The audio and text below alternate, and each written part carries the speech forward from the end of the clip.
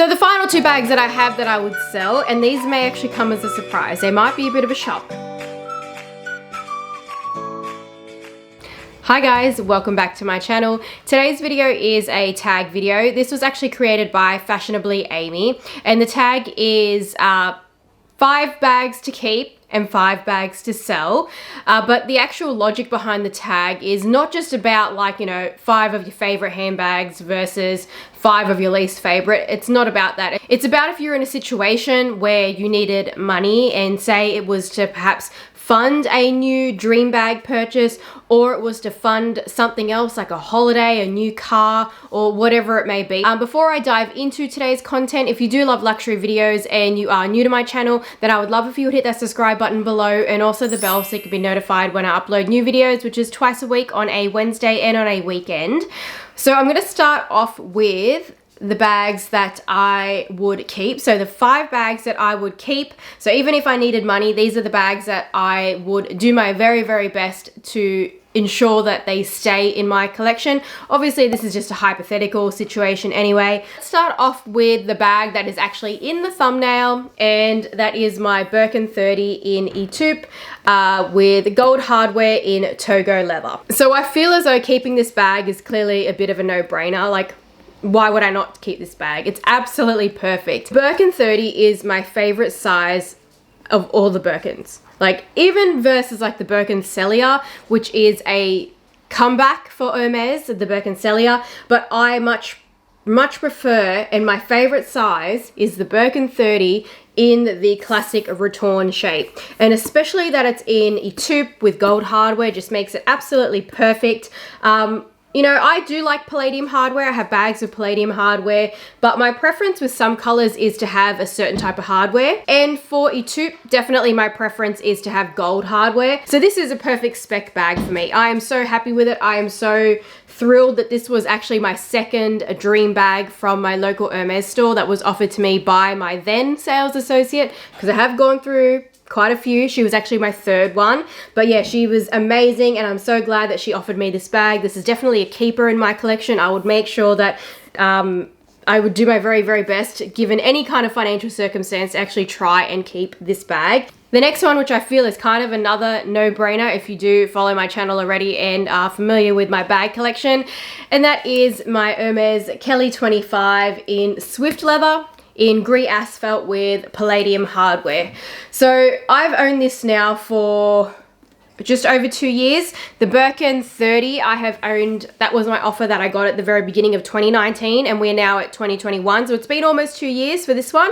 And this one I did get beforehand. I bought it myself from the secondhand market, but it was brand new. I bought it brand new in August of 2018. So it is 2.5 years almost, not far off 2.5 years. So this bag I use quite a lot as kind of like my day-to-day sort of mum bag when I'm going places that I want to kind of, you know, dress up a little bit more for, or that sort of thing, because it's really, really lightweight. And also, of course, the Kelly bag does have a shoulder strap. I find this very easy to use with my kids, and especially being in Swift leather. Swift is the lightest leather that Hermes has. But yeah, just over 2.5 years old. It's doing amazing. The shape is absolutely amazing. It's held its shape really well. I do, of course, for all my Hermes bags, wherever Seven Rue Paradis offers these inserts, I do actually use the inserts inside to help retain the shape of the bag. And there is my shoulder strap as well for the Kelly 25. I always store them inside the bag when I have them in my bag closet.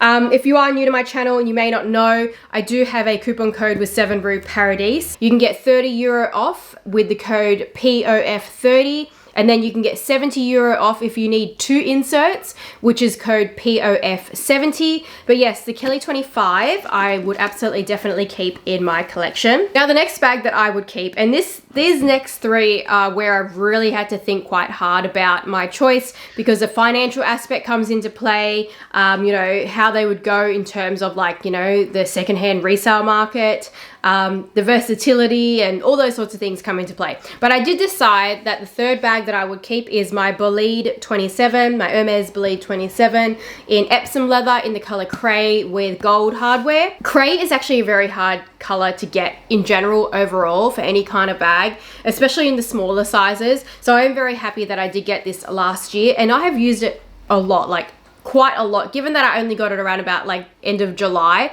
I've used this fair bit. It's very, very lightweight yet again. A very decent sized top handle. It does also come with a shoulder strap, which is the same length as the shoulder strap with the Kelly 25.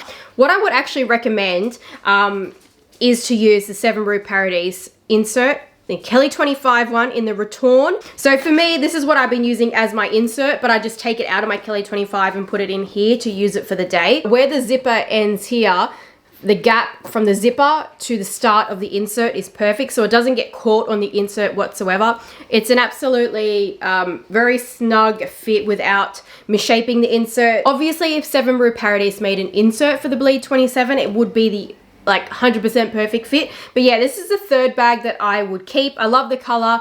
Very neutral, very easy to wear, very lightweight. And the fourth bag that I decided to keep, a lot to do with the versatility and also very importantly the financial aspect, is in fact the Kelly Dance Invert Cricket with Evercolor leather and gold hardware. Now, the reason that I say the financial aspect is that I actually paid a premium for this. So the retail price on this is 10,650 Australian dollars or 625 Australian dollars. Something like that. That's the current price in 2020. I'm not sure of the 2021 pricing because I'm assuming that Hermes is going to do a price increase. But basically, yeah, I paid a premium for this in the resale market because Vert Cricket is a very sought after color. And I'm pretty sure that if I sold this, I would not get my money back. I would definitely lose money on it. And I'll probably be looking at maybe losing a few thousand to 4,000 or something like that, especially because I've used the bag as well. So selling a brand new Hermes bag, you know, does seem to do better in the resale market as opposed to something that has been used. But yeah, that's the other reason why this would be in my 5 to keep, because I would lose too much money on it anyway. Plus it's a very, very versatile bag. So I feel like there is other bags that I could let go that would be better, like to at least, you know, get some of the money back, if not more, something like that. This is actually a belt bag, but you can use it beyond just a belt bag. You can use it as, with this strap, a shoulder bag, so you can double strap it. You can also use the strap to go crossbody. Very versatile. You can actually turn it into a backpack, but it is a bit tricky and it's not exactly easy to use as a backpack. You can use it as a clutch, so you can just use it like that. It does also fit a fairly decent amount for a very small bag. It doesn't fit as much as say the Kelly 25 or the Bleed 27, but it still fits a fair amount. It fits your essentials plus that little bit more. I also don't find the opening all that cumbersome, but then again, I am quite used to the Kelly bag. The only downside is that it doesn't have the top handle. But yeah, I do think it's a very, very cool bag. It's very unique and it is a re-release for Hermes. They have brought it back in the past couple years, but it hadn't been around for like about 10 odd years or something. So I think from a collector's point of view, it's also nice to also have this in my collection and keep it in my collection, you know, in this hypothetical tag scenario. The last bag I decided to keep in my collection, a lot to do with the versatility, and also a big component was the financial aspect as well. And that is in fact the Senreve Mini Maestra in Blanc in Mimosa leather. Now I'm going to talk about the financial aspect first. Basically because this is a very budget-friendly, contemporary luxury brand, Senreve. It's only like about 695 USD, and then with my coupon code to get the 50 USD off, it brings it down to like about 645 USD. I'll put my coupon code on the screen in case you're interested in any Senreve products. But because of that low price point, that would mean that in the resale market, it probably would only get maybe around about 450 USD back after it's been used, sort of thing. So to me, it kind of seems like, well, why would you let it go when if the whole purpose of the tag is if you needed money to fund something, whatever, that 450 USD isn't really going to get you very far in your funding. But the other reason that I mentioned the versatility is because this is an extremely versatile handbag, and it is the most, well, the Senreve bags are the most carefree handbags in my collection. And I know that out of the 5, I needed to ensure that I had one bag that was very carefree that I could use with my kids and for any situations that like I just didn't want to be worrying about my luxury handbag. And say, for example, recently I went to the beach and I used my Senreve Aria belt bag, and that's because there would be absolutely no way I'm going to go and take my Hermes bag or my Louis Vuitton bag to the beach where it's going to get sand on it. They're waterproof, they're scratch resistant, stain resistant, and it is just nice to have a handbag in your collection that you just don't have to freak out about and you don't have to worry about. But to the actual point of its versatility, I can use this as a shoulder bag. I can use it as a crossbody bag by adjusting the straps. And then I can also pull these straps to make the handbag into an actual backpack. So I feel like that's important too. Now I have like, if out of the 5, at least have a handbag that can turn into a proper full-on backpack. This isn't fiddly either. Once it's in that backpack position, it's completely fine to use just like a normal backpack. So yeah, Senreve Mini Maestra, fantastic bag, also very, very spacious. So this will be the bag that I keep to be my mum life bag with my kids, that sort of thing. Those are the 5 bags that I would keep, and I feel as though there is very valid reasoning with what I've sort of explained as to why I would keep each of those bags. But now let's move on to the bags that I would sell, and I'm going to start off with this one, which immediately came to my mind that I would sell it. And it's actually kind of interesting because it is the Neonate in the black leather, and I just got this for Christmas. I picked it up for myself. But as a matter of fact, I'm already in a situation where I may need to be returning this bag for a refund. And that is because there is actually like wrinkling all throughout my strap that I didn't notice when I unboxed it. The wrinkles that go all the way down, up and down the strap. And it's on the other side as well. It's also on the top part. There's wrinkling all along the strap, just like that, all the way along the strap. The whole length of the strap has that wrinkling. I don't know how I missed it when I was unboxing it, but I guess in some light, it's not as visible. But today, when I went to film this video, I already knew that this would be a bag that I would sell, but when I went to film the video, I noticed all the wrinkling on the strap, and I'm like, hang on, that doesn't seem right. And then I spoke to another friend that has this bag, and she said that she doesn't have that wrinkling at all. So yeah, I was pretty annoyed by it. But yeah, even if this bag was okay and there was no problem, it would still be a bag that I would sell, purely because I just don't love Louis Vuitton like I used to. I much prefer Hermes. And even though this is kind of like a mum bag that I got for myself for, you know, using with my kids, it's not as carefree as my Senreve Mini Maestra. So out of the 2, I would still rather keep the Senreve Mini Maestra. The plus side is that Louis Vuitton, the monogram canvas bags at that lower price point do tend to hold their value, especially with the Louis Vuitton price increases. So when I looked at like the pre-love market for these, they sell for around about like $2,000 Australian, $2,200 Australian. So I wouldn't be losing much. So if I needed to fund something else, this would be a bag that I'd be completely fine with letting go. Staying on the Louis Vuitton train, the next bag that I would actually sell is my multi-pochette. I don't have the original strap. I do use a strap that I sell in my eBay store with this particular bag. But yeah, basically I would let this go, even though I actually really like this bag. This is one of the Louis Vuitton bags that I pretty much would like to keep in my collection for as long as I possibly can, for as long as it lasts.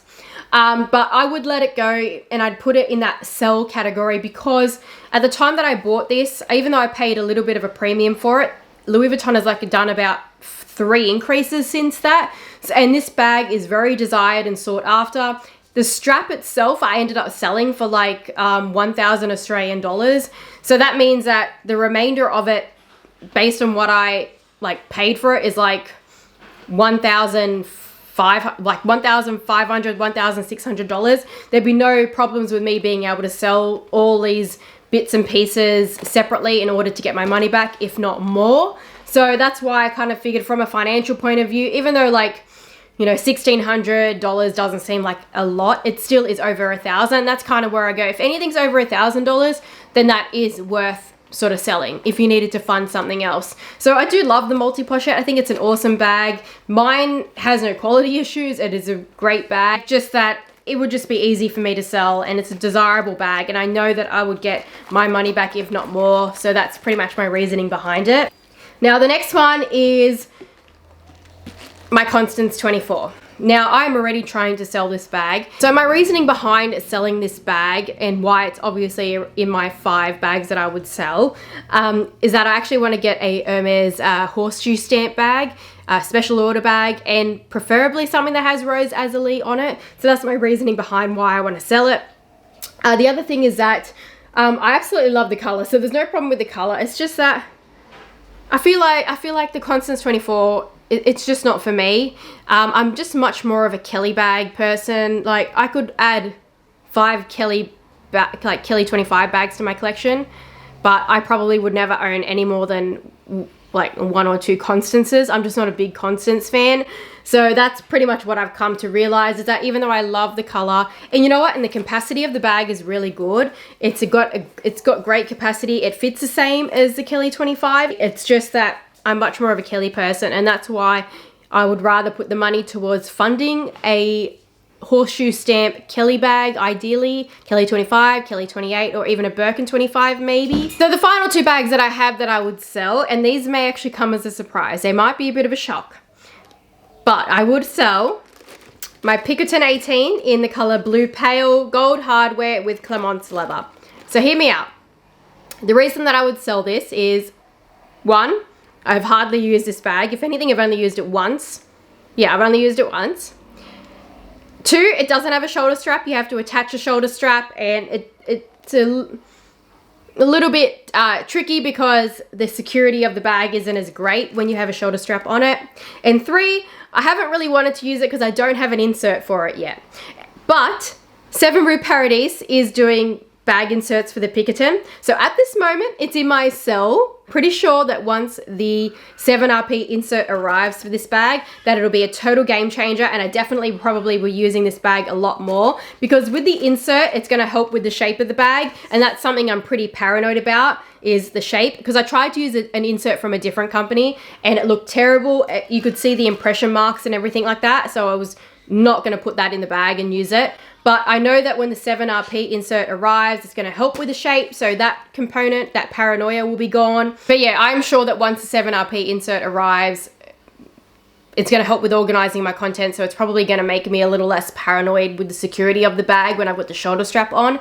Yeah, that's my thinking behind it. So at the moment, based on the lack of use of this bag, it's definitely in my 5 bags that I would sell. Also as well, the Pinkerton 18 does hold its value in the resale market when it's got gold hardware and it's in a desirable color. So I know that I would easily get back what I paid, if not a little bit more, if I needed to sell it.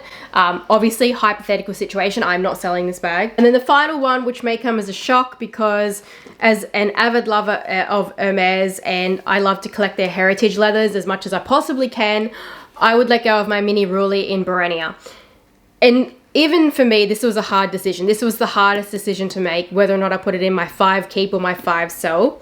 But the reason that I put it in my 5 sell is that even though I love Borenia leather, this is not the traditional Borenia leather. So that was another thing, was that this is not the smooth traditional leather, Borenia leather that Hermes had from the get-go when they were making saddles, and they still do make saddles technically, but where their equestrian roots are from, they use traditional smooth Borenia, whereas this is Borenia Faubourg, which has got a grain to it. They've kind of hybrid Togo and Borenia to help it to be a little bit less, you know, more scratch proof, that kind of thing. So that's one of the reasons that it doesn't exactly make my heart want to keep it in this hypothetical situation. So one reason why I would let it go is that it's not actually the heritage Borenia leather. The other thing is that this leather isn't exactly completely carefree. It does scratch very easily, and even though that doesn't bother me, that still does sort of affect my choices when it comes to like using this bag and the circumstances that I would use this bag. The other thing is that I don't really want to use it in the rain as well. There is still that element of risk when it comes to using an unfinished leather in the rain. Borenia Faubourg is very oil soaked, so usually is completely fine in rain, especially traditional Borenia is known to be pretty much waterproof, but this is the Faubourg version, and I'm just not as convinced that it would behave the same way that the traditional Borenia would.